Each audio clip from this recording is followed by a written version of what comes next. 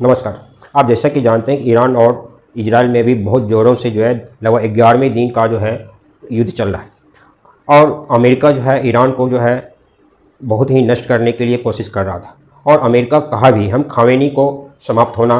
देखना चाहते हैं। लेकिन अब जो है अमेरिका पीछे हट गया है और ये अमेरिका जो है ये इजराइल को साथ देने का जो वादा किया था कि हम खामेनी को समाप्त करके या सत्ता परिवर्तन करके वहाँ पे न्यू सरकार बनाएंगे,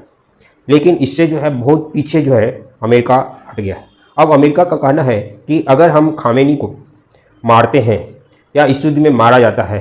या तो इजराइल के द्वारा या अमेरिका के द्वारा या दोनों मिलकर अगर मारते हैं खामेनी को, तो एक जो है ना धार्मिक युद्ध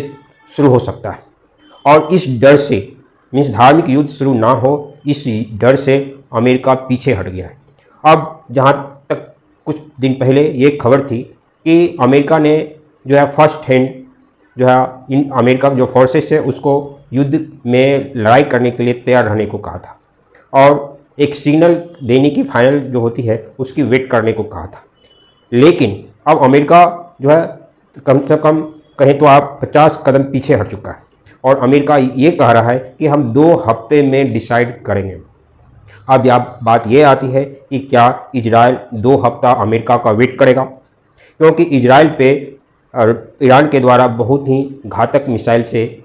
अटैक किया जा रहा है और ये घातक मिसाइल से अटैक करके और इजराइल का जो तेल अवीव सिटी है उसको नष्ट किया गया है, फिर इजराइल का जो बेरशेबा सिटी है उसको भी नष्ट किया गया है। और ये घातक मिसाइल जो है ईरान जो उसका सेकेंड स्टेज का मीन टॉप लेवल में जो सेकेंड स्टेज होता है उस स्टेज का वो मिसाइल का यूज करना चालू कर दिया और इससे जो है इजराइल पे अब जो है कई तरह से वहाँ पे कहे तो लॉसेस भयानक हो रही है। एक हॉस्पिटल पे भी चालू इन्होंने अटैक करना शुरू कर दिया ईरान ने और अलग अलग जो सिविलियन एरिया उस पर भी अटैक करना शुरू कर दिया।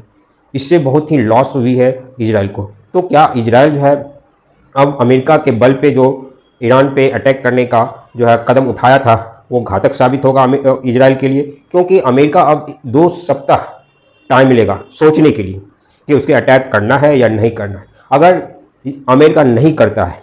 और इजराइल को सपोर्ट नहीं देता है तो इजराइल को ईरान जो है समाप्त कर सकता है, क्योंकि ईरान खुद अपना ही शक्तिशाली नहीं है, इसके अलावा भी उसको कई बैकअप मिले हुए हैं जो बैकअप जो है के जरिए ईरान इजराइल पे अटैक कर रहा है और ख़ुद अपना भी उसको घातक से घातक जो है मिसाइलें हैं। इवन हो सकता है कि डिक्लेयर नहीं किया हो उसके पास एटॉमिक बम भी हो। अगर इस तरह की रास्ते पे जाता है ईरान तो इजराइल के लिए घातक होगा कि उसने अमेरिका पे विश्वास किया, क्योंकि अब अमेरिका के जो डोनाल्ड ट्रंप की प्रशासन है उन्होंने स्पष्ट कर चुका है कि खामेनी को हम नहीं ख़त्म करेंगे क्योंकि इससे धार्मिक युद्ध शुरू हो जाएगा। तो ये डर अमेरिका का दिखता है कि अब वो इंटरनली